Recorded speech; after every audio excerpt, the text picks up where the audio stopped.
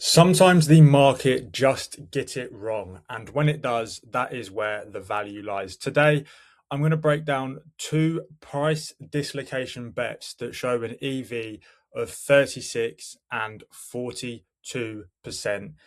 And I'm going to show you exactly why these prices are so high.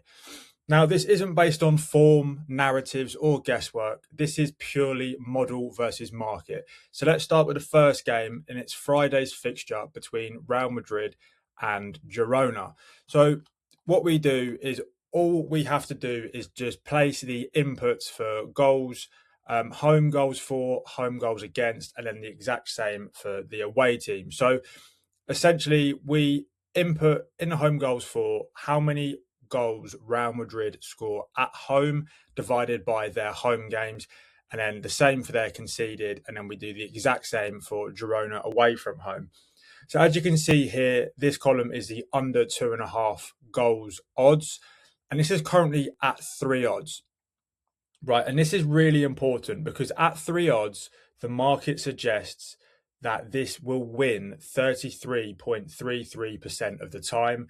However, once we take all of these goals for and against home and away, we get a home goal output of 1.965. So how we get to this figure is home goals for and then away goals conceded, add them together, divide by 2. And then the away, we do the same for the home goals against, away goals for, add them together, divide by 2. And then we add these two numbers here. So the expected goals the home side will score at 1.965 plus the expected goals the away side will score at 0.9. And that gives us a total expected goal value of 2.86. So this is the important part here. We've already touched on the market implying that this will win 33.33% of the time. However, when we take all of our goal contributions, expected goals, and run those through the model based on statistics from this season. So each team has probably, I think, by now played around 14 or 15 games at home and away. So it's a very large sample size. We're not taking this on 3 or 4 home and away games. The model then spits out that this will win 45.41% of the time. So as you can see, the difference between these two numbers is what we get our value gap to come out at. And this is 12.08 percentage points. So straight away, we already have an advantage over the market because they have simply priced the under at too high of a price. And 9 times out of 10, this is because they've priced the over goal line at 2.5 at a really short price because they believe, Real Madrid, they're a free-flowing scoring side at home.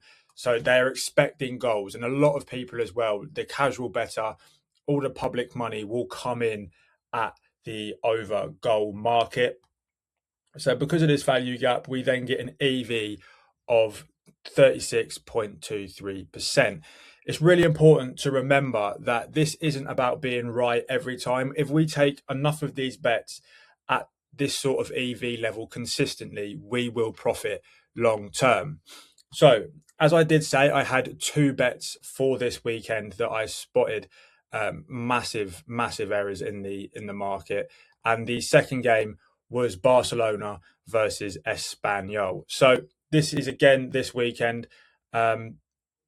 Very similar outputs to Madrid, and again, I believe that the market have priced the over so low, and the under so high because of the fact that Barcelona are playing at home, and they average 3.13 home goals a game. So again, straight away, the value gap here is slightly lower. The market believe that the under will hit in 26.67% of the times this game takes place, and that's based on 3.75 odds. So the value gap is slightly lower because the odds are slightly higher than the previous game mentioned. However, the EV for this one is 42.86%. The reason why the EV is higher here is purely because the odds are inflated, right? So we're looking here at the market suggesting 26.67%.